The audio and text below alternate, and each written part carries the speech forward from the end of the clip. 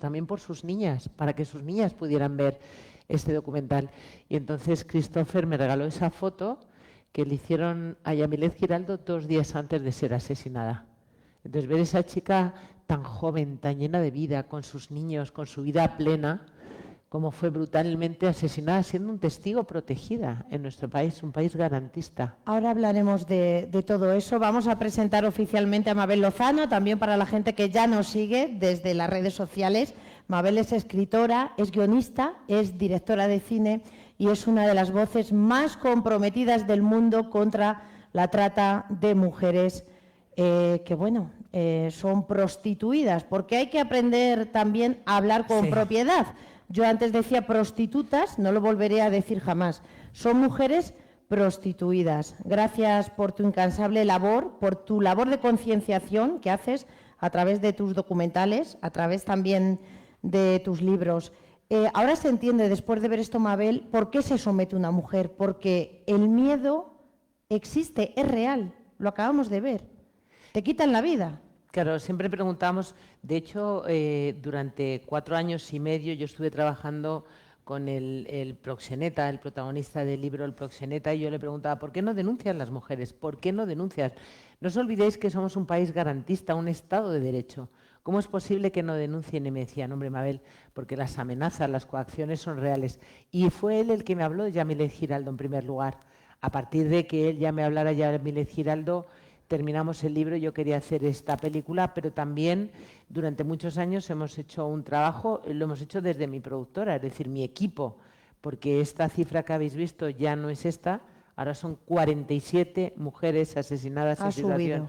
47, pero sobre todo 47 que hemos encontrado nosotros, porque probablemente habrá mucho más. Hay muchas mujeres que no están identificadas, están calcinadas, están irreconocibles y nadie ha reclamado sus cuerpos. Entonces, pues nosotros hemos hecho una investigación para saber y poner ahí todos los nombres como un homenaje a ellas, a sus cortas vidas, para que sus nombres no los borre la historia. Claro, Mabel, porque es que son hasta muertas de segunda. Porque tú lees los periódicos y pone prostituta muerta, prostituta asesinada, como si no fueran nadie. Muy importante también el papel del hijo, ver que esas mujeres no vienen de la nada, que tienen una madre, un padre, unos hijos, unos maridos. Bueno, yo creo que con Biografía del cadáver de una mujer, que como sabéis es el documental que ha ganado el Goya, lo que hemos querido hacer también, primero contar por qué no denuncian las mujeres, es decir, por qué no denuncias porque las amenazas son reales, pero también hemos querido poner una voz que es única, que es inédita, que es la voz de Christopher, que humaniza a las mujeres, porque cuando hablamos de víctimas de trata o hablamos de prostitución decimos los números, 4,5 millones de mujeres y niñas son víctimas de trata al año. Y hablamos de números y no empatizamos con números, empatizáis conmigo, que me veis, que me miráis, que veis mis ojos. Entonces es muy importante la voz de Christopher, que humaniza a las mujeres, que es su madre, que a él no le han arrebatado una víctima de trata, a él le han asesinado a su madre y a sus niñas pequeñas que no han conocido a su madre. Y eso es lo grave. Y también para darnos cuenta la falta de protección de leyes que ampare todo esto, porque efectivamente Yamilet Giraldo es una muerta de tercera y Christopher también. Es decir, en su día se dijo que la trata a la prostitución era violencia de género, pero sobre el papel que lo aguanta todo, en la realidad es que no es así. Las muertes de violencia de género tienen un protocolo que no lo tienen las mujeres en situación de prostitución, porque hablamos de ciudadanas, por desgracia, de tercera. Tus palabras al recoger el Goya, desde tu casa por la pandemia, fueron tan impactantes. Resumiste en ese minuto tantas cosas. Se alegró hasta mi perro. Sí, bueno, también fue protagonista. La verdad es que lanzaste un mensaje, es que caló inmediatamente en todo el mundo se quedó con tu discurso. Bueno, yo había estado nominada otras 2 veces y nunca me había creído las veces anteriores que podía ganar el Goya. La primera, porque era un documental, Chicas Nuevas 24 horas, un largometraje rodado en 5 países y todavía era muy pronto para que esto tuviera calada. Entonces mi marido me decía, pero ¿de verdad creerás que te van a votar si los estás llamando puteros? Que no te van a votar, ya lo verás. Es decir, mayoritariamente una industria, como sabéis, muy masculinizada, dice, no te van a votar ni de broma. Entonces, bueno, yo creo que era muy incipiente todo ese baño, tenía que tener una calada. La segunda vez que estaba nominada hablaba de los asesinatos en la selva en Bolivia debido al narcotráfico. Pues efectivamente era un tema que, a pesar de que era un documental brutal, porque fuimos testigos de cómo quemaban vivos a chicos en la selva, y era brutal y estuvimos nominados, pero ciertamente era muy fronterizo. Esto no pasa aquí, y aunque estamos en un mundo globalizado, todavía todos tenemos muchas fronteras y nos gusta lo que pasa dentro de nuestras fronteras. Y entonces tampoco me preparé nada, porque también pensé que no íbamos a ganar ese Goya y que en cualquier caso, si lo ganamos, pues siempre hay a tantas personas que agradecer siempre. Y esta vez, pues todos los críticos de cine lo daban como favorito. Va a ganar Biografía del Cadáver, va a ganar, y entonces me encontraba mucha gente y me decía, pues tú vas a ganar el Goya. Y esto, la verdad es que lo que me llenaba era como de responsabilidad, porque luego decía, ¿y si no lo gano? Si no lo gano voy a decepcionar a tanta gente. Porque claro, imagínate que yo llego aquí, antes del Goya, y me decís vosotros, Mabel, ganas, le hemos visto, es maravilloso, ganas el Goya fijo. Y luego yo digo, joder, y fíjate los de la Puebla con los encantadores, que lo voy a decepcionar a todos.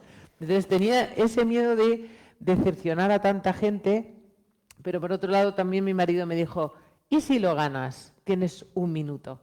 Y pensé, tengo 60 segundos para subir a las mujeres encima de ese escenario y con el altavoz, el gran altavoz que es la cinematografía, ponerlas, reclamar una vez más la falta de leyes y hablar de ellas en primera persona. Y además decir lo que digo siempre, ¿no? Cuando hablamos de trata, cuando hablamos de prostitución, vemos la desnudez de sus cuerpos una y otra vez, porque eso da mucho morbo y siempre sale en la prensa mujeres en tanga, en tacón, en bikini, porque es lo que da morbo y es el tema, el amarillismo, ¿no? Y yo lo digo hace muchos años, de lo que realmente están desnudas es de derechos. Y entonces eso es lo que pensé, y lo pensé, pero cuando llega un momento que ganas el Goya, piensas, no me acuerdo ni cómo me llamo. O sea, claro. En un segundo dices, no. Bueno, todo esto... Un día antes llamé a mi madre y le dije, que yo te quiero más que ninguna, que te quiero muchísimo, pero que si da la casualidad que lo gano, que sepas que no es el momento para decirte que te quiero, ni a ti, ni a mis hijos, ni a mi marido, claro. A los que amo profundamente. Porque claro, como todo el mundo dice, mi madre, a mi padre, a mi abuelo, a mi tío, a mi primo, el mecánico, y claro, tú no hablas de ellos, piensas que es que tú no amas a las personas, y yo los amo profundamente, a mi madre la adoro. Pero es verdad que no era el momento para agradecer a nadie, eso lo he hecho todos los días de mi vida, si no era para hablar de esa desnudez de derechos. Un Goya que ha sido un súper altavoz para esto. ¿Tú lo has disfrutado más como directora o como activista que eres? Yo creo que como activista, no sé si me equivoco. Bueno, como directora tienes ese prurito de, pues ahora ya no lo estoy haciendo mal. Te quiero decir que también la herramienta del cine se aprende. Es decir, yo hice mi primera película en Voces contra la Trata de Mujeres en el 2005 y si lo buscáis en Google viene del 2007, porque en el 2005 no lo vio nadie, ni mi madre, nadie, porque nadie quería saber en el 2005 que esos clubes que tú hablabas antes, que están en la carretera, que vemos, que normalizamos, que están de siempre, toda la vida, había mujeres que estaban en situación de esclavitud. Entonces no lo vio nadie hasta el 2007, que lo vi Antena 3 y dijo, vamos a comprar este documental para que nos sirva de parte trasera mientras hablamos del turismo sexual en Brasil. Entonces, bueno, pues desde ese documental que no lo vio nadie y que también era muy flojito audiovisualmente, porque yo estaba empezando también. No solamente yo he aprendido como activista a favor de los derechos humanos, sino también como directora de cine. Llevo 16 años formándome, entonces, bueno, pues efectivamente como directora de cine tiene una factura que vale un Goya, porque un Goya no te lo dan a la mejor activista, sino el mejor trabajo cinematográfico. Entonces ese prurito como directora está muy bien y sobre todo te abre una puertecita que te llama mucha gente y te dicen, ¿qué quieres hacer ahora que te lo producimos? Toma, claro, es la lotería. Después de 16 años, que os juro que en muchos trabajos como Chicas Nuevas 24 Horas, rodado en 5 países latinoamericanos, yo me puse un alzacuello, un platillo y salí a pedir durante 5 años para levantar un proyecto que era una web potentísima, otra web falsa para hacer estudios de los demandantes. Tantos países, incluso una novela que fue Puta no soy, que la escribió Charo Izquierdo, que nos acompañó al final de ese viaje. Una exposición fotográfica que ha dado la vuelta a España. Tantas cosas, porque a mí me dijeron, soñar es gratis. Pues yo por soñar, pues lo pedí todo. La carta a los Reyes Magos. 5 años tardaron. Entonces ganas un Goya y te dicen, ¿qué quieres hacer ahora? Claro, ¿qué quieres hacer ahora? Como activista, triplica el impacto. Quiere decir, al día siguiente en Moncloa, con el presidente del gobierno, la ministra de Exteriores, al otro día estuve con la ministra de Igualdad, al otro con la ministra de Exterior. Leyes, leyes, leyes, leyes, leyes. Vamos a hablar de eso, porque me gustaría que nos contaras legalmente sobre la prostitución, sobre el proxenetismo, porque claro, la prostitución no es ilegal, ¿no? Ni el proxenetismo, sí, cuéntanos un poquito. La prostitución en nuestro país es alegal. No es ni legal ni ilegal, es alegal, está en el limbo, en el purgatorio, podríamos hacer una metáfora llevándola a la religión. En el resto de los países europeos, pues hay países donde la prostitución está regularizada, como por ejemplo es Alemania, Bélgica, Holanda, y otros, sobre todo los países nórdicos, Francia ha sido el último, son abolicionistas. Es decir, son leyes que lo que penalizan es al demandante de sexo de pago, porque entienden que esto se rige por una ley, que es la ley de la oferta y de la demanda. Si se demandan niñas, se captan niñas, las más guapas, las más vulnerables. Entonces, el demandante tiene muchísimo que ver, tiene muchísima corresponsabilidad por esa demanda. Y también los proxenetas. En nuestro país, fijaros, la mayoría de las mujeres en situación de prostitución ejercen la prostitución por cuenta de un tercero. Eso se llama tercerías locativas, es el proxeneta, que es el que se lucra. Hasta el año 2005 había una ley que condenaba todas y cada una de las caras del proxenetismo. Cuando llegó Gallardón al gobierno, siendo ministro, cambió esa ley y ahora es lo que estamos pidiendo, lo que yo llevo pidiendo ya muchos años, una reforma legislativa que condene todas las caras del proxenetismo, como habéis escuchado a la magistrada, para que nadie pueda lucrarse de la prostitución de otra persona. Fijaos, yo siempre cuento esta historia porque es muy importante.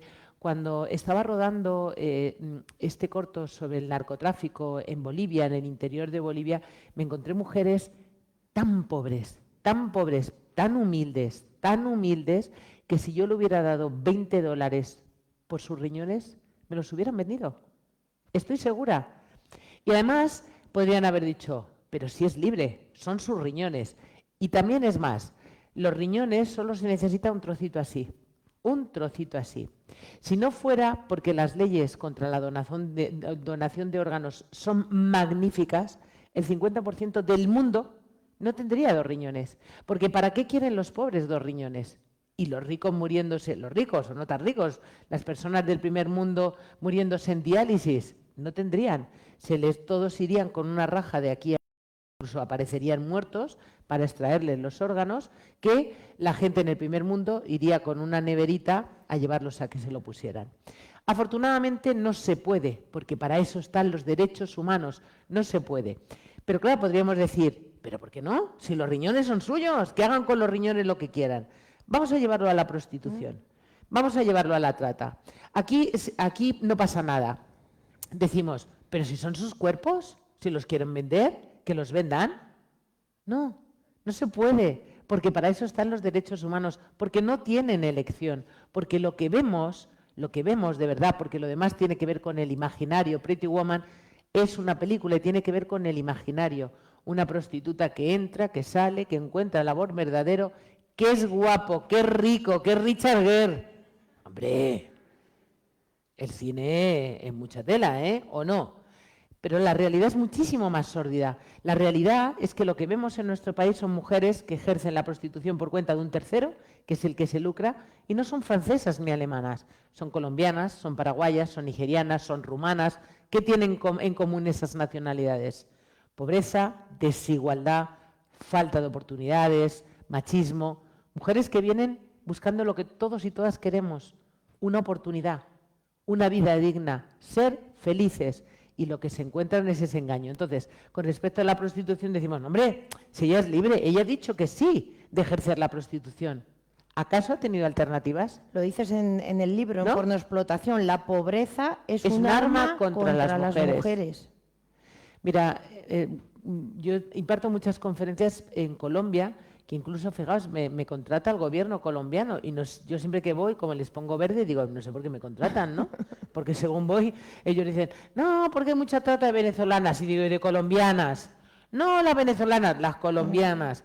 30 de los mismos lugares en Colombia y ustedes todavía no están haciendo políticas que incidan en que esas mujeres tengan oportunidades. Bueno, pues a pesar de que les pongo verde, me vuelven a llamar. Entonces siempre voy a contarles Y esto. aquí en España, porque te he visto que te has reunido con el presidente Sánchez, con las ministras, ¿crees que hay voluntad política de que esto cambie? Sinceramente, ¿ves que se van dando pasos? No es tan complicado. Cuando quieren hacer una ley, la hacen. Bueno, yo creo que aquí La es, cambian. por un lado, la ley que queremos, esa reforma legislativa que condene todas las caras del proxenetismo, que no tiene ninguna dotación económica. Fijaos qué fácil es hacer esa ley. No necesita una dotación económica, es una reforma legislativa. Y además que va contra los proxenetas, contra los malos, contra los dueños de la prostitución y la trata, que sería magnífico. Y no necesitan dotación económica. ¿Por qué no lo hacen? Bueno, ahora es cierto que en la nueva ley de libertad sexual, la del sí es sí, yo me he reunido con la ministra y sí se aborda esas tercerías locativas, porque a mí me han mandado el borrador y he podido contribuir con ello, y sí se va a abordar el tema de las tercerías locativas. En cuanto a una ley integral contra la trata, con perspectiva abolicionista, sobre todo lo que tiene que abordar es la reinserción de las mujeres. Es decir, ¿qué hacemos con estas mujeres para reinsertarlas en la sociedad? Necesitan trabajo, necesitan herramientas, eso necesita una dotación económica. Entonces, eso sí es verdad que es más complicado, pero fijaos, no sé si leísteis un artículo maravilloso, le hacían una entrevista a Rodríguez Zapatero, al presidente Zapatero, hace unos días en el diario, en un periódico generalista, en internet, y él decía, lo que me arrepiento de mi época del gobierno, de ser el presidente del gobierno, es no haber abolido la prostitución y la trata, porque son dos fenómenos que van de la mano. La trata sexual, la única finalidad es la prostitución, porque si fueran mujeres captadas para explotar en el campo, en las pastelerías o en las pescaderías, sería trata laboral. Es sexual porque tiene una única finalidad. El teatro de operaciones de los proxenetas son los burdeles, los puticlús que vemos a lo largo y ancho de la geografía española. Entonces, y el sistema prostituyente, el mercado prostitucional necesita carne fresca, porque ¿de dónde salen las mujeres? Entonces necesita traer a las mujeres, a las más vulnerables, latinoamericanas, donde no hay leyes sexuales y reproductivas, y hay niñas con 13 y 14 años que tienen 2 y 3 hijos.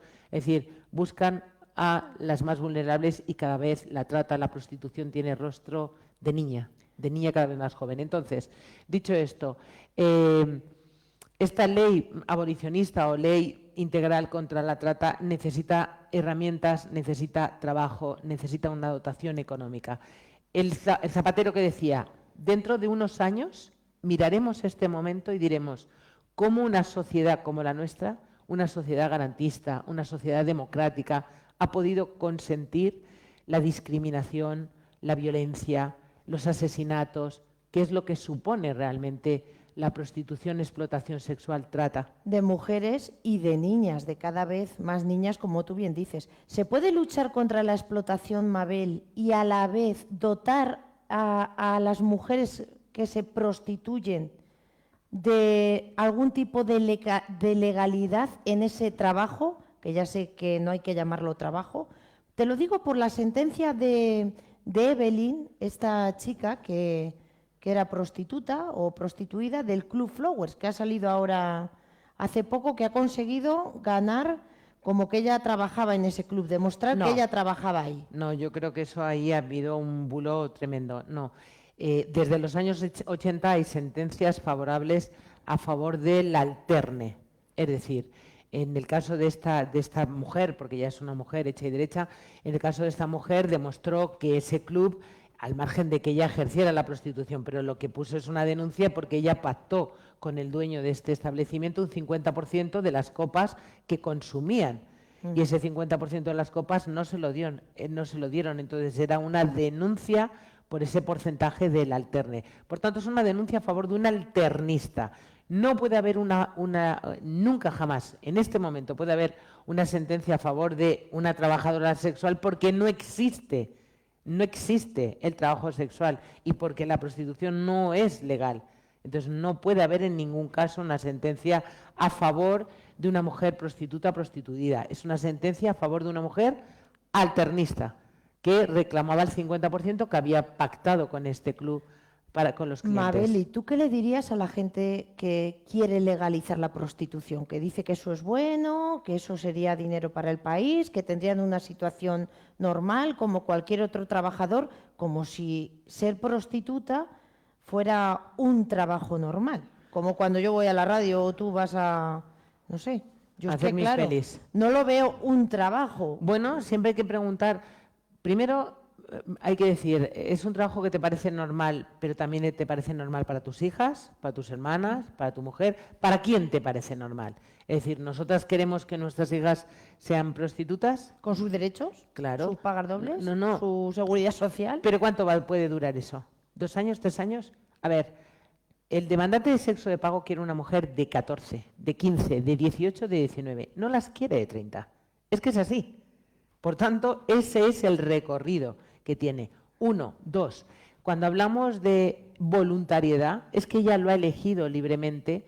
De lo que hablemos es de necesidad en la mayoría de los casos. Insisto, puede haber un grupo muy determinado, puntual, que sean escort, que digan que son mayores de edad, que no tienen proxenetas, que están felices y comen perdices.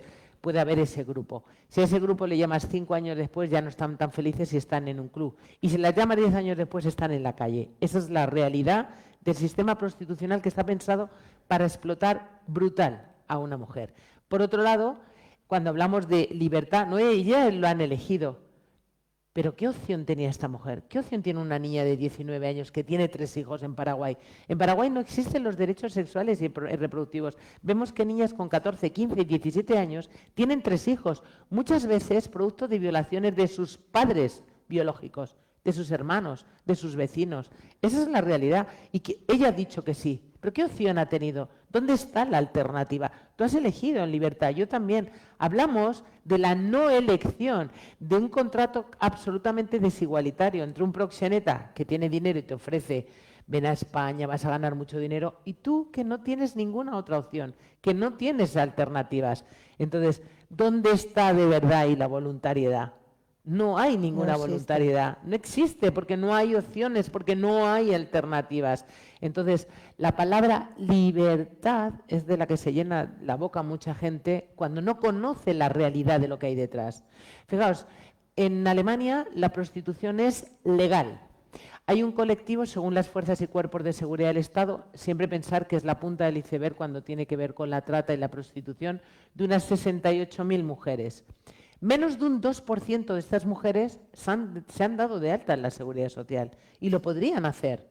Es legal, podrían hacerlo, pero no pueden porque se endeudan. Porque en Alemania las mujeres que están en situación de prostitución no son alemanas, también son paraguayas, colombianas, nigerianas, rumanas. Es decir, que vienen buscando igual esa oportunidad porque es lo único que tienen y lo único que pueden vender, su cuerpo.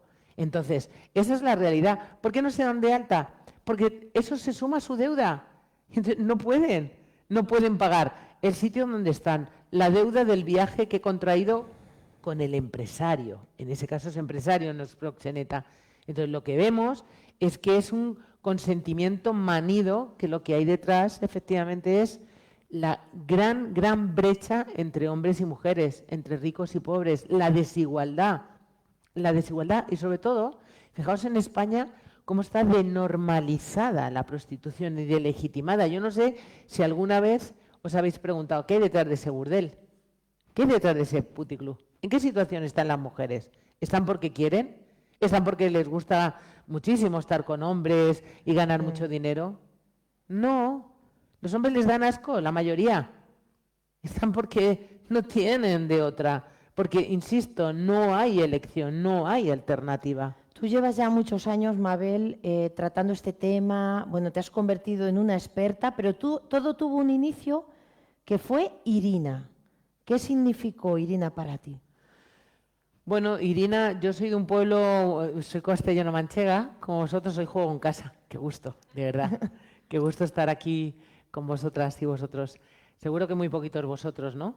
Más vosotras, que no os veo con los focos. Cuando salí de mi pueblo, de Villaluenga, a Madrid, a estudiar, pensé que mi destino era Madrid. Que mi destino era Madrid, la gran ciudad, que abría las puertas para tantas cosas que no había en mi pueblo pequeño, donde yo encima era la más alta de mi pueblo. Una vecina de mi madre le decía, tu hija con lo guapa que es no va a encontrar novio, con lo alta que es, claro. Ahí lo tenía yo muy chungo para todo en general. No es que a mí me preocupara lo del novio, pero sí es verdad que yo pensé que Madrid era mi destino. Muchos años después me di cuenta que los destinos nunca son los lugares. Los destinos son las formas diferentes de ver las cosas. Muchos años después, ya trabajando en televisión, en cine, sabéis que, o lo digo yo, en La Puerta del Sol se lee un manifiesto contra la violencia de género y me invitaron a leer ese manifiesto y allí conocí a una persona que trabajaba en el proyecto Esperanza y me habló de trata. Y me habló de trata en el 2004. Y yo le decía, ¿de trata de qué? ¿De qué se trata? Por otro lado, si le preguntáis a los chavales de 14, 15 años qué es la trata, no tienen ni idea.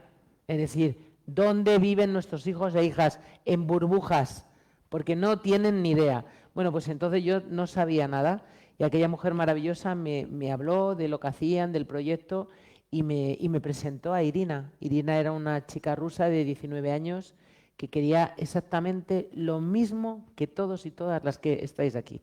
Todos queréis ser felices, todos queremos ser felices. Irina quería ser feliz, pero no tenía ninguna oportunidad en su país, era la mayor de 5 hermanos y bueno, pues conoció a un novio muy guapo que le dijo que por qué no venía a Madrid, que en Madrid, en España, trabajando como camarera, podía ganar un dinero, podía ayudar a su familia, ayudar a sus hermanitos pequeños. Y además sabéis que de Rusia está lejos de narices, pero se viene en autobús a España. Con lo cual aquel autobús lo pagó el padre de Irina. Cuando llegaron a Madrid, en las afueras, hacia la carretera de La Coruña, pues entraron a un chalet, vio cómo saludaban muy amablemente a su novio, con mucha camaradería, como que le conocían, y en español. Idioma que, por supuesto, Irina no conocía. Irina hablaba ruso y chapurreaba un poco inglés.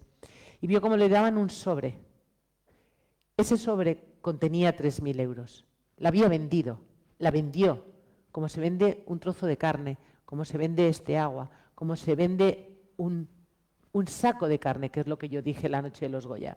A partir de entonces, Irina, a todos los hombres que venían les contaba la situación en la que estaban. Ninguno la ayudó. Después de meses se escapó tirándose por una ventana, rompiéndose costillas, etc. Y aquel testimonio fue realmente mi destino. Mi destino fue Irina. Irina me cambió la vida. Me cambió la vida, pero también para las mujeres y sobre todo si hay chicas muy jóvenes, yo quise contar esa historia y la quise contar. Yo trabajaba en el cine, en el audiovisual, pero no era directora de cine, era actriz, era presentadora. Trabajaba ciertamente en el audiovisual, pero no conocía la herramienta. Entonces le conté a un amigo productor que por qué no me ayudaba, que yo quería contar esa historia, que a él le parecía también surrealista. Y entonces me llamó un día y me dijo, vale, te ayudo. ¿Quién la va a dirigir? Ese fue uno de los momentos más importantes de mi vida. Ese fue el momento, todos tenemos un momento en el que tenemos que salir del círculo de confort y ser valientes, ser osados, ser osados. Ese fue el momento en el que yo me empoderé, de verdad me empoderé. Me subió tanto la autoestima que me vine arriba y dije, yo. Un minuto después ya me había arrepentido, pero ya lo había dicho. Y él me dijo, bien. Con lo cual, yo, bien, ya no había marcha para atrás. Me fui a mi casa, se lo conté a mi marido y me dijo, ¿y cómo lo vas a hacer? Digo, bien. Lo voy a hacer bien. Pero os quiero decir con eso que en la vida hay momentos en los que uno tiene que ser valiente. Y a mí cuando me dicen muchas veces, no, tú eres valiente, ese momento, y fíjate, no había hablado de esto hasta ayer, que bueno, ayer pues me eligieron una de las top 100 mujeres líderes españolas top 100 y tal. mujeres líderes de este país. En mi caso ya era la tercera vez, ya no puede ser más, ya soy numeraria. Ya eres top, top, top. Ya soy la más top. La más top in the world. Bueno, la más top de mi pueblo y ahora de la Puebla, directamente.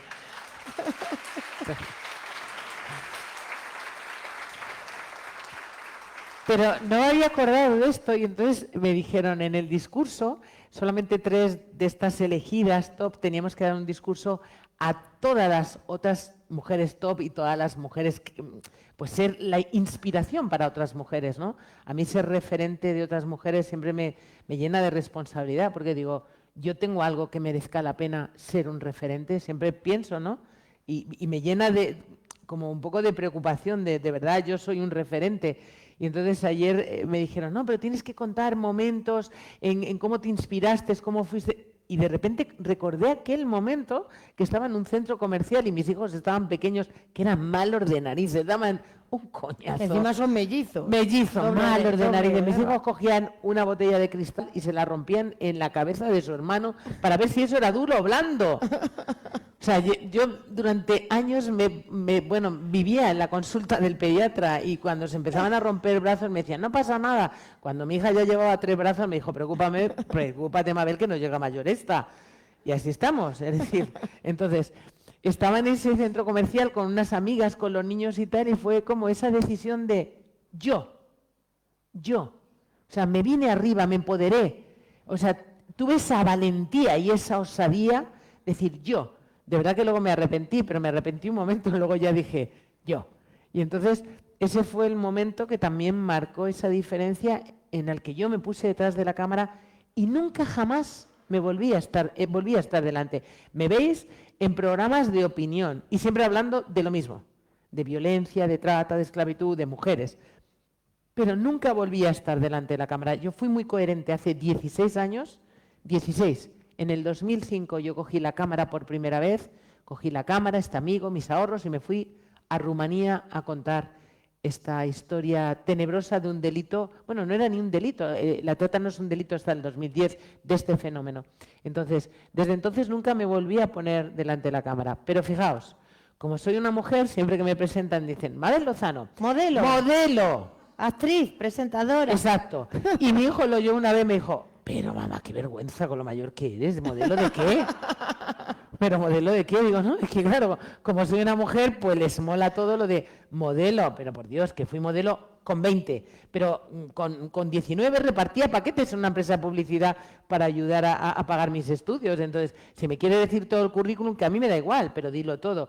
Pero siguen, modelo, y Jacobo, qué vergüenza, mamá, con lo mayor que eres, modelo de qué. Bueno, pues lo hacías muy bien delante de las cámaras, pero nos alegramos de que dieras el paso detrás porque es una labor tan importante. Pero yo hubiera dado el paso detrás si hubiera tenido referentes. Por eso lo de ayer era muy importante, porque las mujeres de mi generación y en pueblos pequeños no hemos tenido referentes. Yo no tenía un referente de mujeres que fueran cineastas. Directora, claro. Claro, es decir, Pilar Miró, Josefina Molina, las había, pero no aparecían a través de esa única televisión española que teníamos. Televisión Española y VHF. Por Dios, aquel nodo infumable. No salían mujeres que eran directoras de cine. Entonces yo no tenía referentes como para decir, quiero ser esto.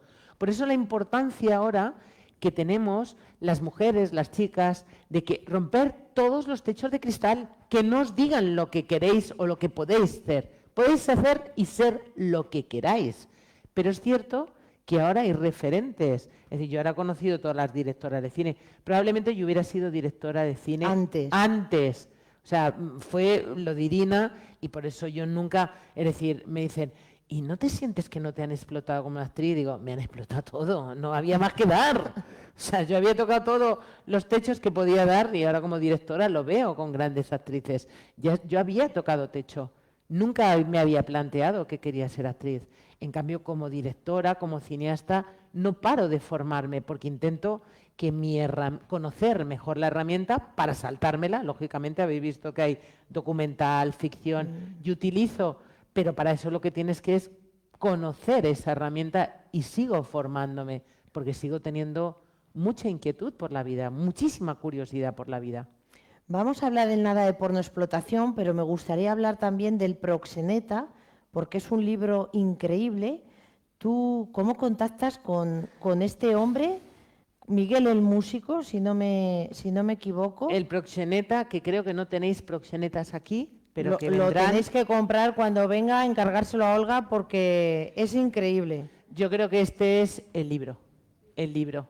Yo creo que tantos libros ahora se han basado en el libro. Por ejemplo, sabéis que bueno, pues, el creador de Sky Rojo dijo uno de los libros de cabecera fue este, y el propio de Marta Robles, ella lo pone, que todo el tema del proxenetismo. Pero es interesantísimo, ¿no? Es un cañón de libro, es un cañón. Ha sido además número 1 en Latinoamérica y nosotros estamos preparando una sorpresa maravillosa con este libro. Este libro es una página entera de la historia de nuestro país. Desde la prostitución normal, si alguna vez se podía llamar la prostitución, a la trata. ¿Quién inventó este sistema?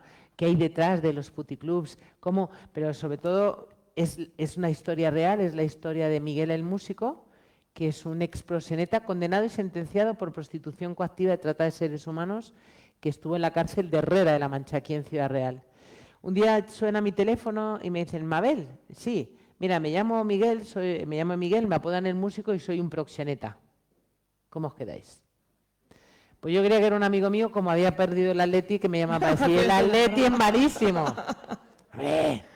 Y entonces me dice que no, que soy un proxeneta. Dice, me da tu teléfono nuestro amigo común José Nieto Barroso, que entonces era un inspector de la UCRIF, de la policía. Y le digo, pues ¿te importa que cuelgue, hable con mi amigo y ahora te llamo? Llamo a mi amigo y me dice, ¡uy, me he liado! Digo, pero ¿cómo te vas a liar y no me dices que me va a llamar un proxeneta? No, es que me he liado. Es que eso os pasa a los hombres, que no podéis hacer dos cosas a la vez. ¿Me he liado y llamar a Mabel Lozano? No. Pues yo le podría estar hablando con el proxeneta, escribiendo en el ordenador, haciendo los filetes empanados para mis hijos. ¿O no, señoras? Bueno, pues ahí iniciamos una relación que ha durado y que sigue durando muchos años, en la que realmente es extraordinario este libro. Porque es extraordinario. Hay que decir que él está arrepentido de todo, claro, porque bueno, dice, él está hace muchos años que está en otra vida y todo el mundo dice, por ejemplo, me encontré con Evelyn en esta sentencia y dicen, porque tú blanqueaste a un proxeneta. No, esto es una denuncia pura y dura, contada en primera persona, porque esto yo lo he contado en primera persona. Es la historia real de uno de los grandes proxenetas en nuestro país. Es interesantísimo, lo vais a leer como una novela y también con muchos testimonios del tipo de Yamílez Giraldo. De hecho, él me habló de Yamílez Giraldo. Claro, porque los prostíbulos, los clubs de nuestro país han cambiado. Antes todo eran mujeres españolas, ahí lo cuentas, y de repente mujeres colombianas, mujeres de Rumanía, rusas. ¿Esto por qué ocurre? Pues porque llega un momento que hay mucho dinero en nuestro país, que son las Olimpiadas de Barcelona, la Expo de Sevilla, hay dinero para vicios. Entonces, lo que no había eran mujeres, perdonadme, yo soy también mucho más mayor de eso, eran mujeres de 30 años que son mayores para la prostitución.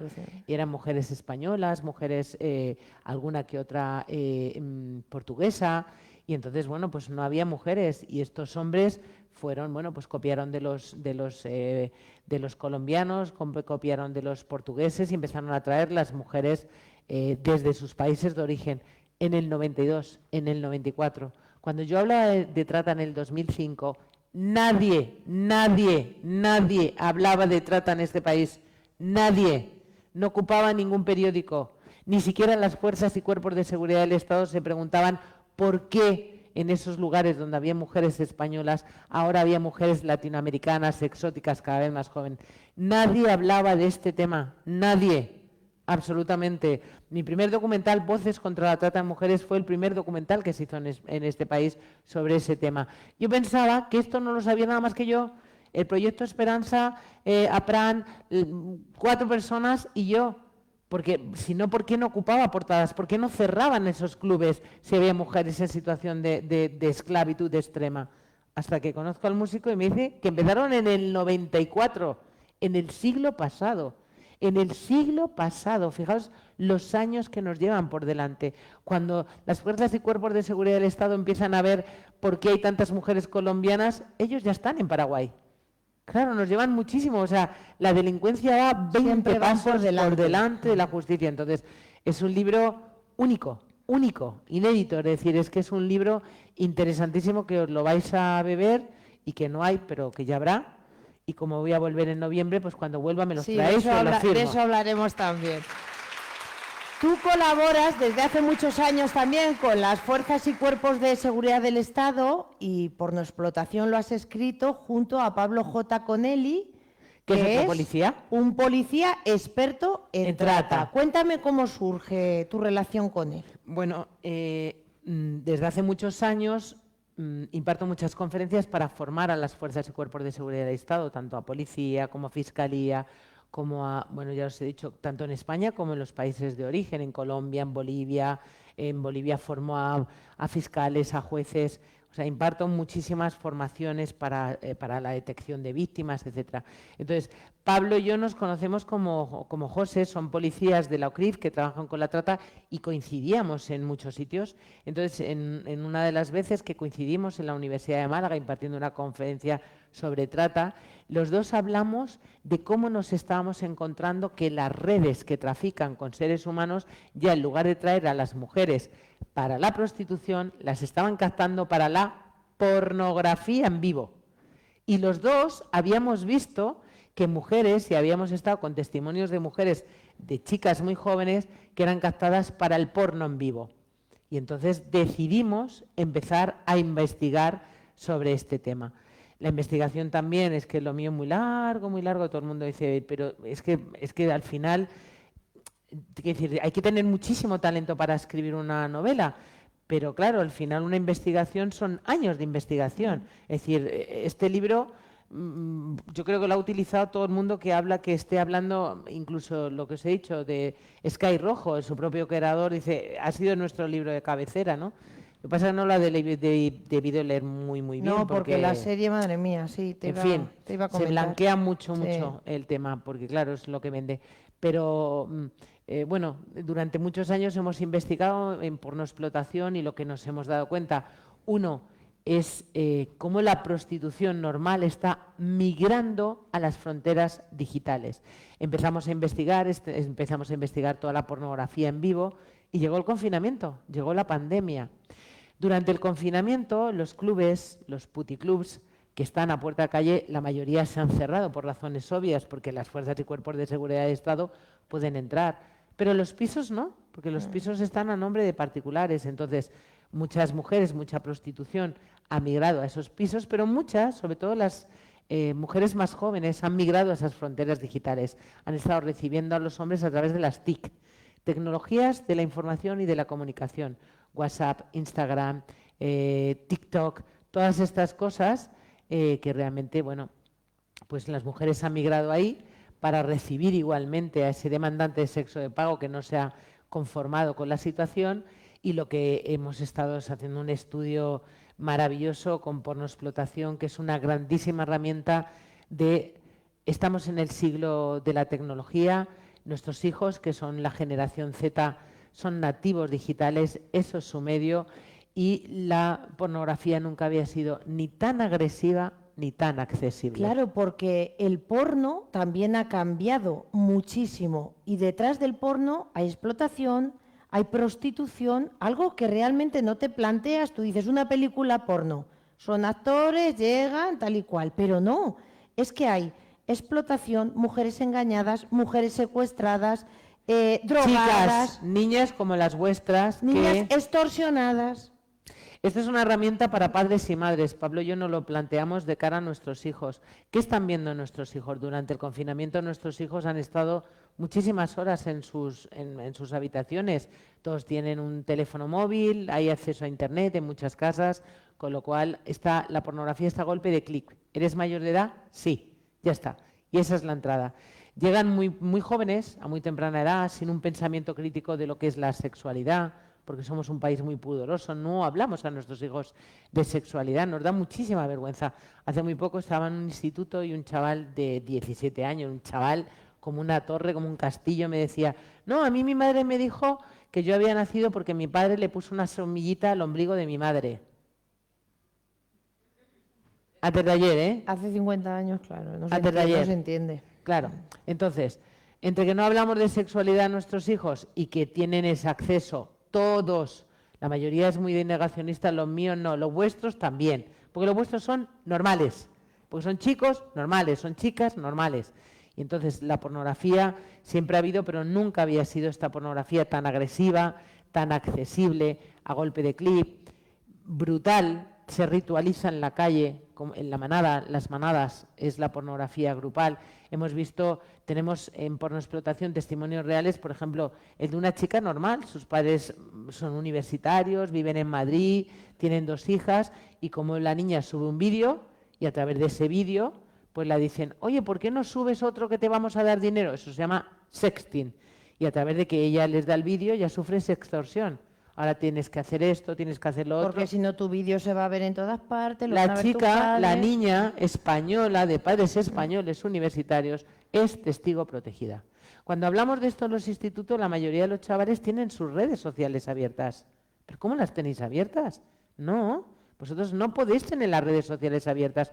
Tener en cuenta que las fronteras están cerradas, ya no vienen mujeres de fuera. ¿Dónde se va a captar? El gran océano de pececitos. Todos ahí son las redes sociales, son las TIC. A través de las TIC están captando a las niñas. Hemos estado con una madre que captaron a su hija a través de un videojuego, porque los videojuegos interactúa con otra gente que le dice, no, yo soy un niño que tengo la misma edad que tú, 14, y es un tío de 60 años claro, que es un proxeneta. Los pedófilos nunca han tenido tan buena suerte como ahora, desde sus comedores, a través de las nuevas tecnologías, las cámaras webcam, pueden estar entrando a salas donde están explotando a niñas menores en el mundo entero. Entonces, pornoexplotación es una herramienta para dotar a los padres, a las madres de conocimiento con testimonios reales, porque a mí siempre me gusta la primera persona, y también para decir las herramientas que hay, herramientas de control parental, cómo podemos controlar los dispositivos que tenemos en nuestros hogares para que no tengan acceso a nuestros hijos. Es duro, es muy duro, no os voy a engañar, sí, es muy duro, porque la realidad es muy dura y porque estamos fijaos, acostumbrados a blanquear todo lo que tenga que ver con nuestros hijos. Y mi hijo, cuando tenía 14 años, que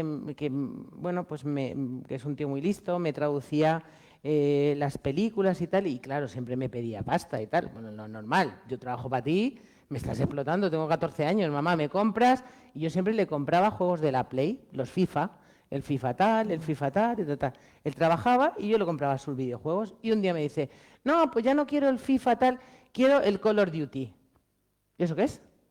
Un videojuego, mamá. ¿Pero para qué edad es? Para mí, mamá, para mí, me lo compras.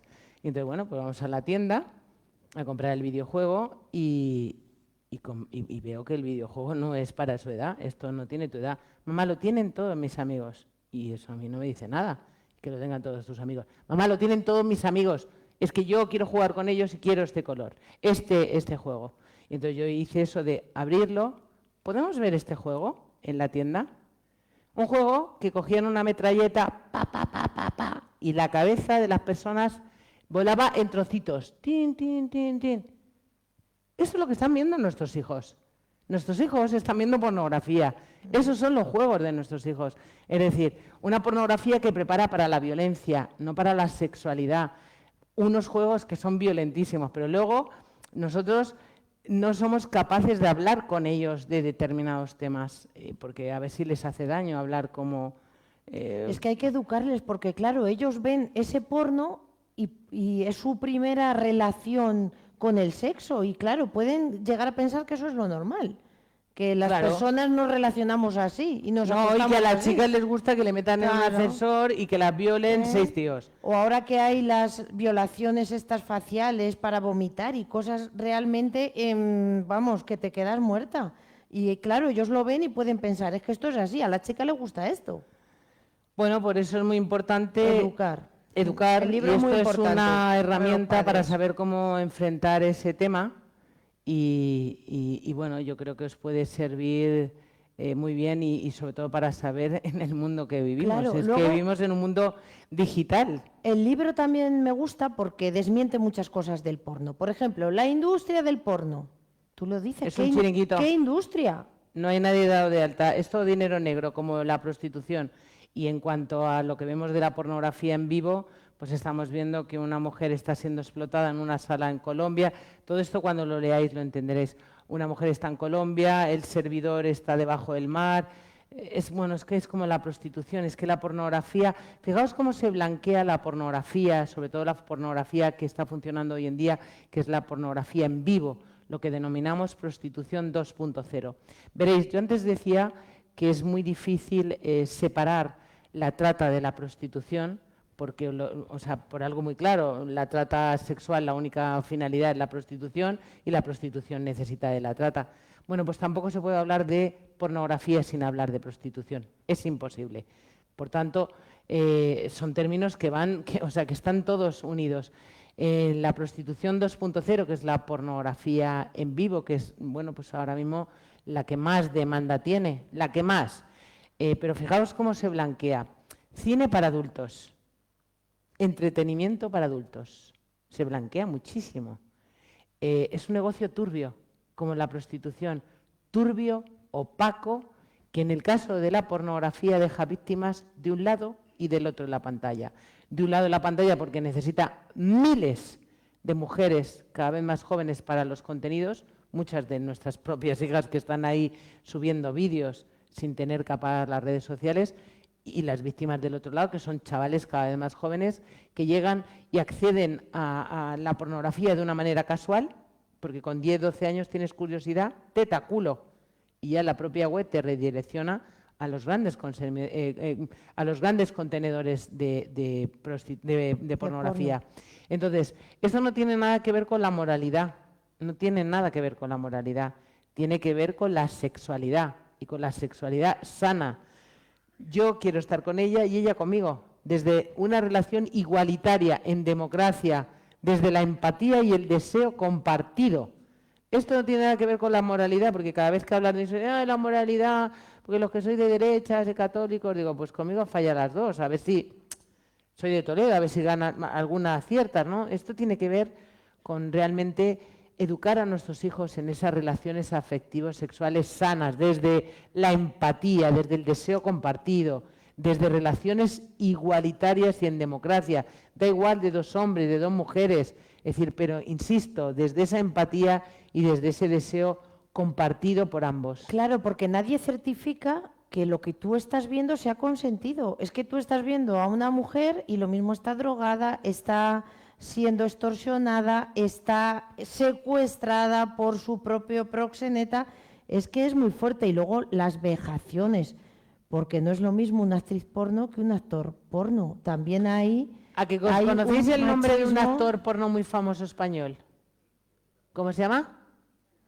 Nacho Vidal. Vale, decirme ahora una mujer. Ninguna. Y las grandes actrices americanas se han suicidado, la mayoría de ellas. Muchísimas. Eso es un dato también Claro, tremendo, por el estigma que tiene ser una actriz porno, al final es una prostituta, está unido al trabajo sexual, según dicen ellas. Para mí ese término no existe, ¿no? Pero efectivamente tiene el estigma de la prostituta. Y un actor porno, que machote, es que la tiene enorme y está con todas. Entonces, bueno, no tienen nada que ver, es que ese es el estigma también.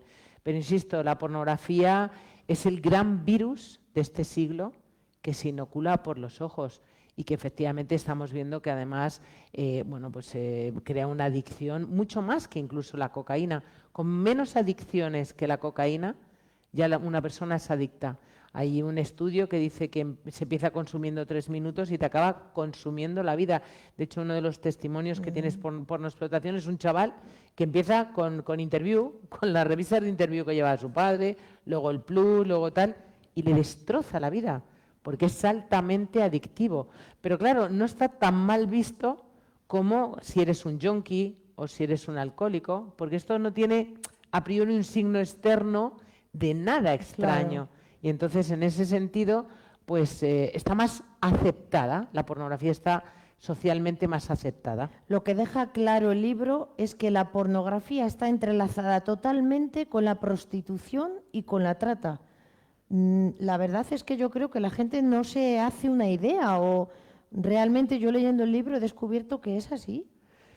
Bueno, como lo vais a leer, pues ya me lo contáis. Es que es muy interesante, es un libro de verdad que Yo tenéis para que no leer.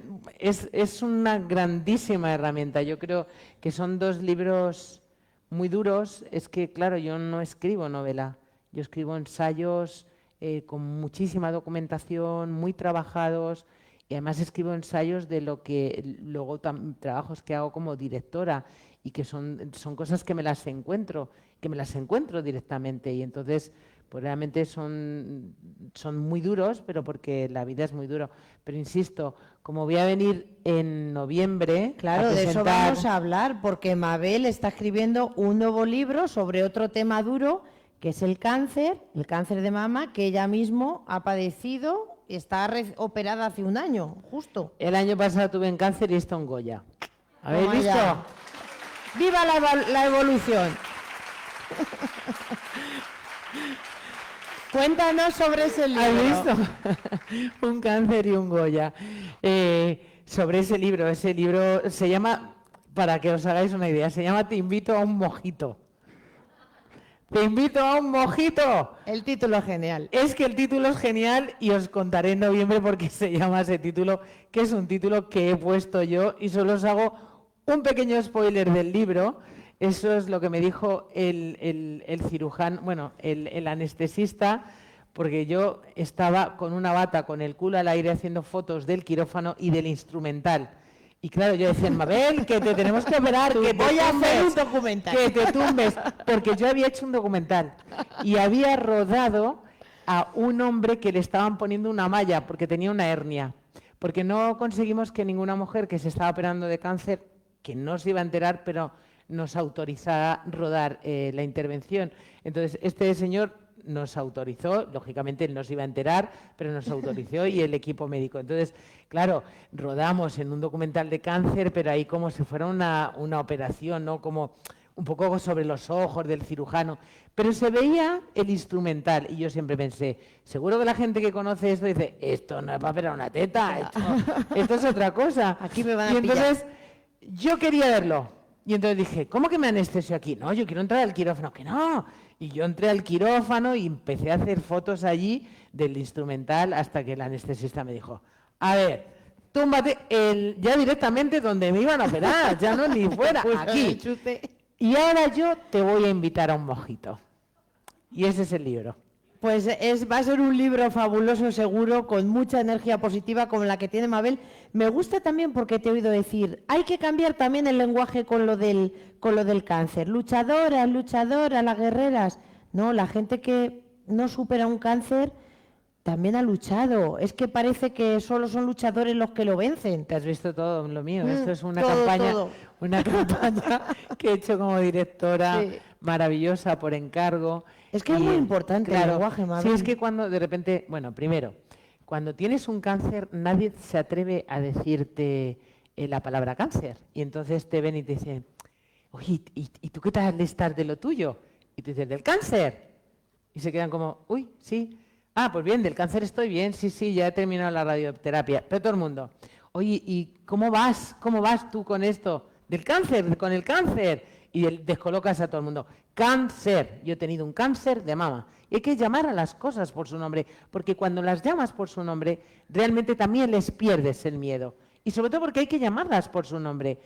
Y todo el mundo, cuando tienes un cáncer, todo el mundo dice, venga, guerrera, si tú eres una luchadora, si tú lo vas a superar. Y dice, pero bueno, ¿pero cómo es esto? Pero ni soy una guerrera, ni soy valiente. Todo el mundo te dice, valiente. ¿Cómo que valiente? Si yo el día que me dijeron que tenía cáncer, pasé más miedo con toda mi vida.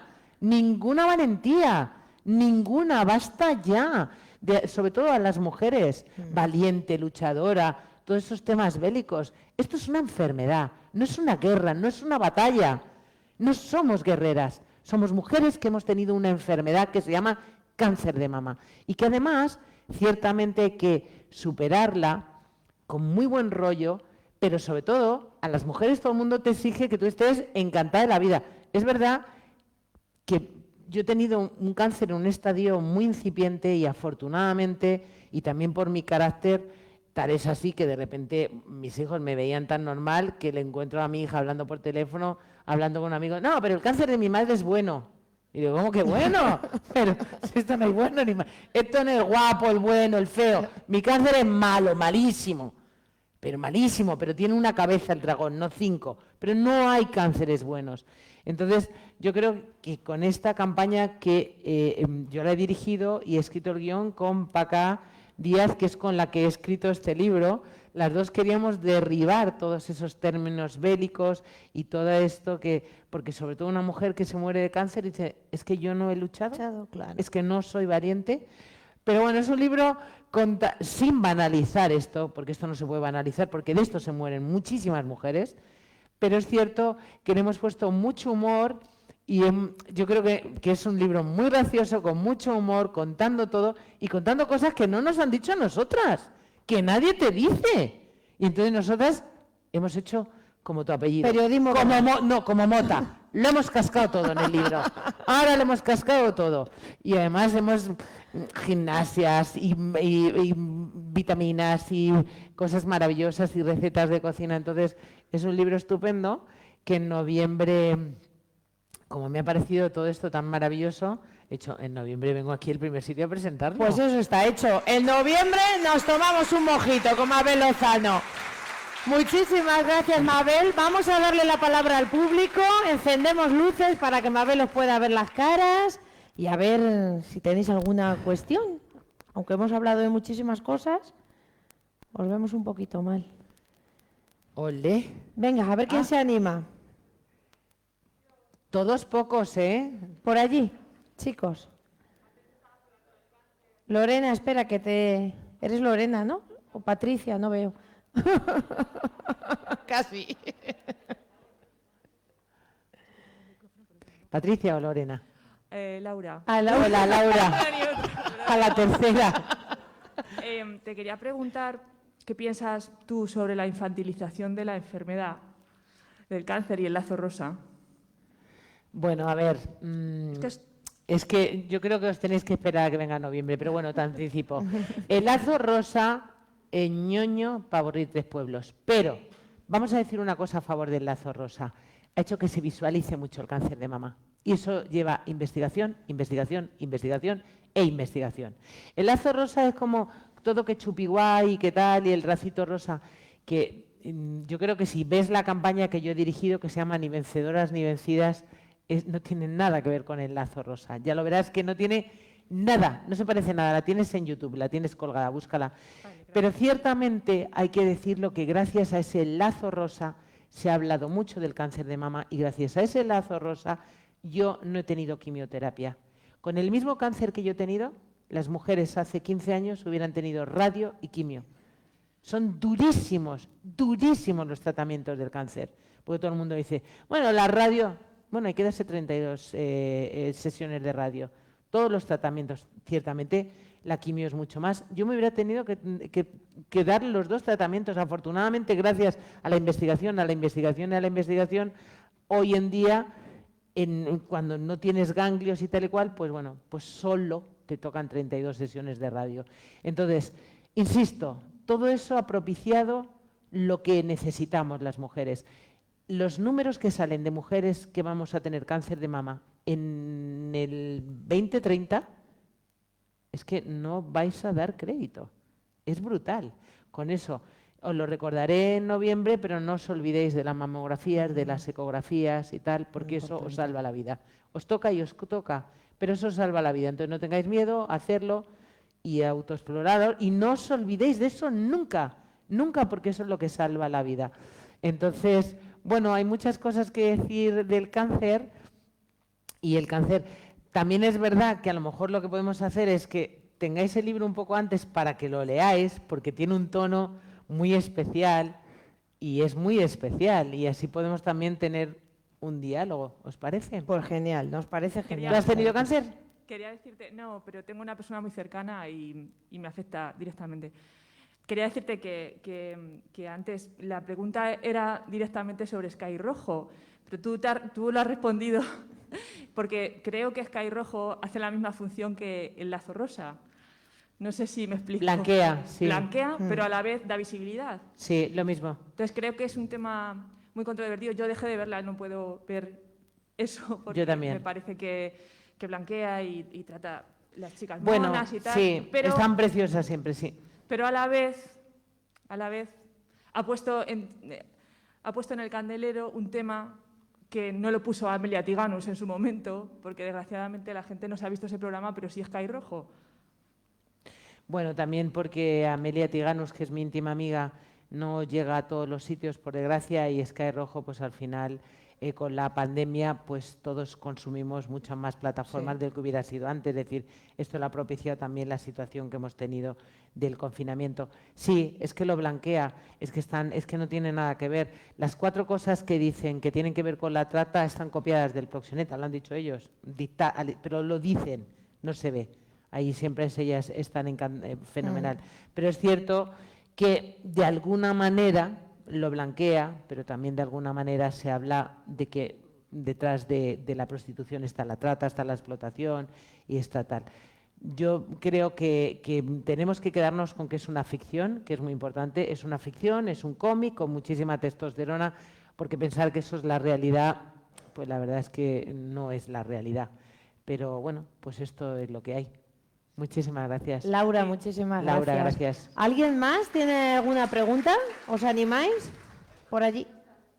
Costan, que es del Club de Lectura de la Biblia. Costan, cuéntanos. Ponte de pie, anda, que si no, no te vemos. Buenas noches. Tengo que hacerte 3 preguntas. Entonces, te hago una primero, lo que la contestas, te hago la segunda y luego la tercera. Que son... Bueno, lo que tú digas. Vale, la primera. ¿Hay un denominador común de los hombres que consumen prostitución? ¿Edad, situación social? No. Muchas edades, muchas situaciones sociales y muchos perfiles. Antes había casi un único perfil. O un hombre de mediana edad, con hijos, o un chaval que va por primera vez porque se casa un colega a un club. Ahora no. Ten en cuenta que hay un 38% de hombres españoles que declaran ser consumidores de sexo de pago. 8,5 millones de hombres. Fíjate si hay edades, extractos sociales, muchísimos. La segunda pregunta, me retrotraigo a 1999, la película El Límite. Lo haces con tu esposo, ¿no?, de director. ¿Qué tal fue trabajar con él? Pues no debió ser tan bueno porque no hemos vuelto a trabajar juntos. Ni él hacer otra película. Muy exigente, muy... No. Fue cómodo. Esa ha sido la última película que él hizo como director y ya se dedica a ser productor. Fue maravilloso trabajar con Eduardo. Fue maravilloso.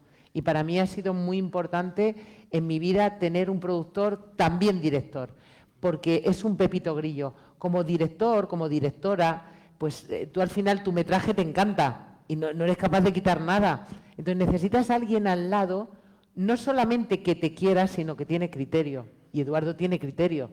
Eduardo, de repente, yo le he presentado cuando terminan los largometrajes, ¿qué tal? ¿Qué te parece? Es un troncho infumable. Eso solo te lo puede decir una persona que te quiere y que sabe muy bien de lo que habla. Entonces, yo, por ejemplo, algunos cortos que he hecho que no los he sometido ni a su criterio, no se los he enseñado.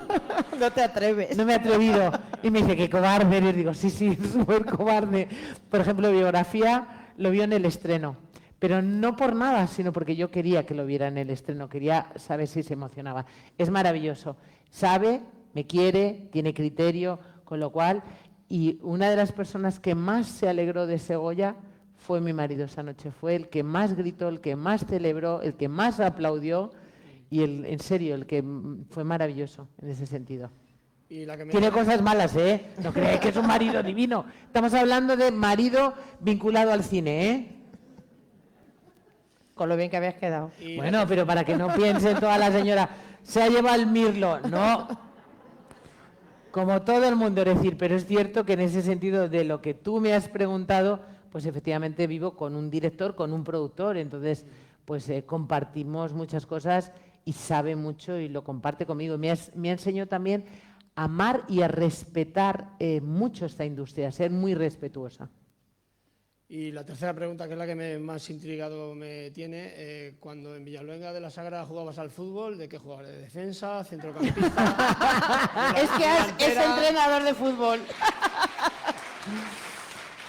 Jugaba con mis hermanos y con mis vecinos en la era enfrente de mi casa. En mi casa, que está como a las afueras del pueblo, enfrente había una era inmensa, inmensa.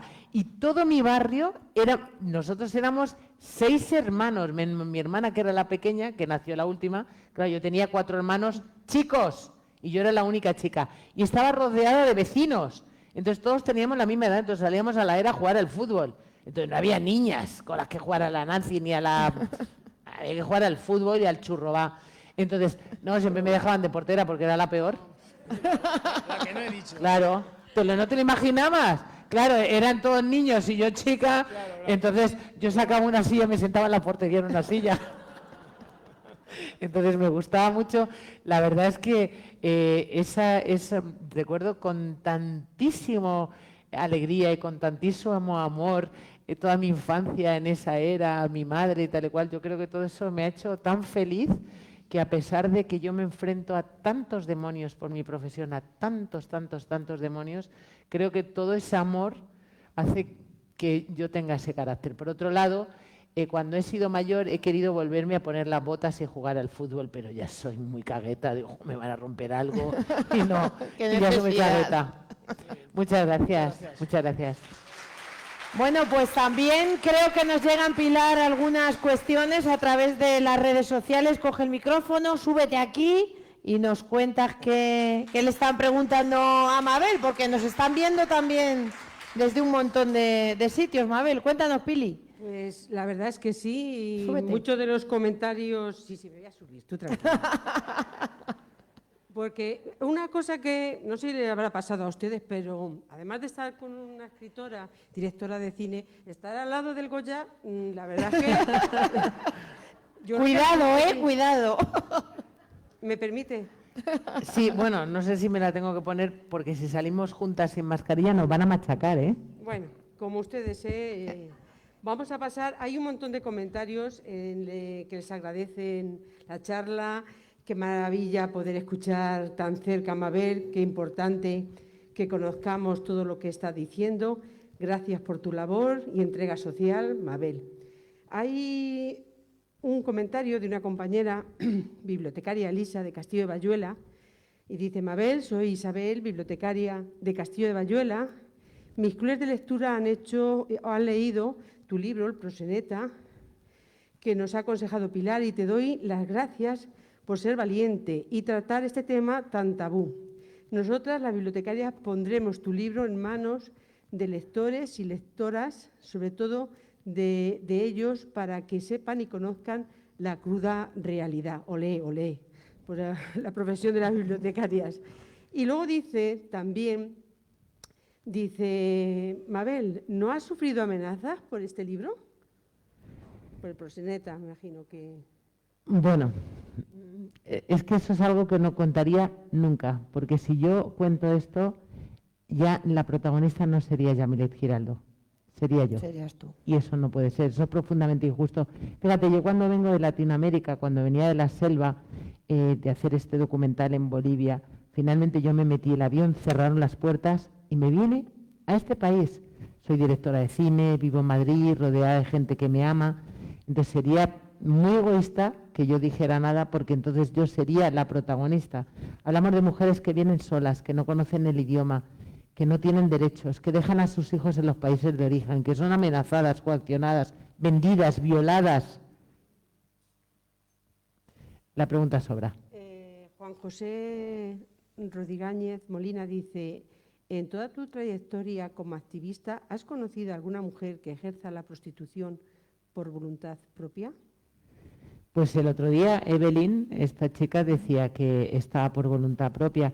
Probablemente si excaváramos y yo le hubiera preguntado cómo llegaste o por qué llevaste, seguramente que detrás habría una historia de por qué llegó, seguramente. Es decir, no me he encontrado todavía a ninguna Julia Roberts.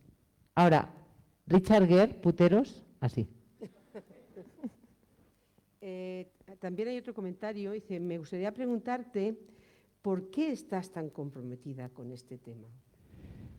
Sí, es que es verdad que ya lo hablaba antes contigo, ¿no? Con lo del discurso de los Goya, que cuando te dicen, y el ganador es, en ese momento directamente tienes que coger el corazón porque se te ha salido. O sea, directamente es como la canción de los hombres G de Marta, bueno, el corazón se te va y tú le coges y dices aquí.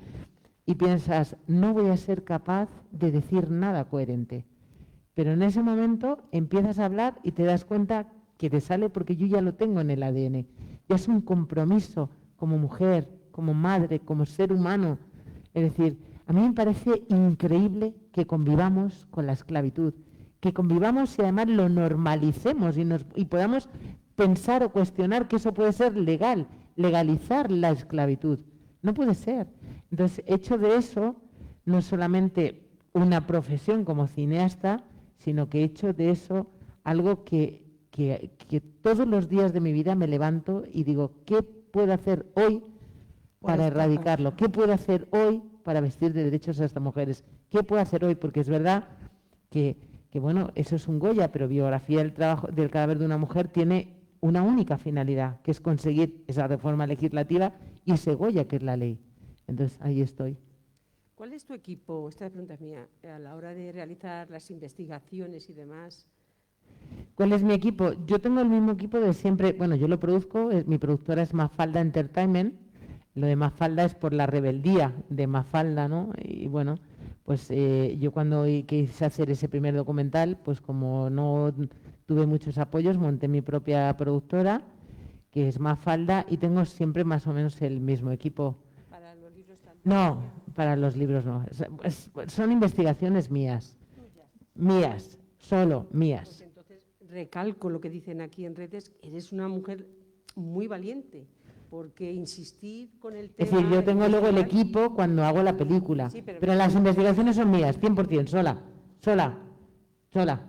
O sea, son investigaciones, hombre, al proxeneta llego a través de un amigo policía, pero esa investigación la hago él, sale el libro y luego, lógicamente, pues a la hora de hacer una película, pues tengo mi equipo de siempre, gente maravillosa, pues pornoexplotación, conozco a este amigo inspector de policía y empezamos a desarrollar este tema, investigamos y pornoexplotación ya veréis que hay testimonios de hombres y de mujeres.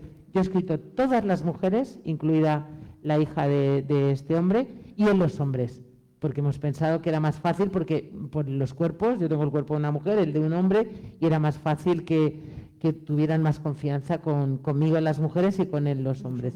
Entonces son investigaciones que yo llevo a cabo sola y que luego lo levanto económicamente, porque a mí me encantaría que alguien me lo produjera, pero como no me lo produce nadie, pues también me lo tengo que producir yo y luego ya incorporo el equipo. Bueno, pues la verdad es que es un placer hablar contigo, aunque hay que decir que estos dos libros son libros que, como diría Víctor del Árbol, te arañan en el alma. ¿Tú lo has leído ambos? Uno. La gente muchas veces no queremos enfrentarnos a la realidad, porque es mucho más fácil cerrar los ojos, no quiero sufrir, no quiero saberlo. Y gracias a estos testimonios, a estos libros, de alguna manera hay que abrir los ojos y tomar postura en algo tan grave como es el tema de la prostitución y la trata. Ya yo creo que hemos acabado. Sí. Termina tú, María José. Nada, pues agradecerle a Mabel no solo su presencia, sino que nos haya abierto la mente, que nos haya puesto el foco en este problema con el que convivimos, que está ahí y que desgraciadamente no lo queremos mirar, y poquito a poco, gracias a tu trabajo, vas a conseguir esa ley, yo estoy segura, y ese día lo celebraremos con un mojito con lo que haga falta. En noviembre nos vemos. Gracias por estar aquí. Y gracias a todos ustedes por estar con nosotros. Muchas gracias. Ya saben que si quieren que Mabel les firme el libro, tienen que ir para allá Y las personas que se marchen, pues por aquí está la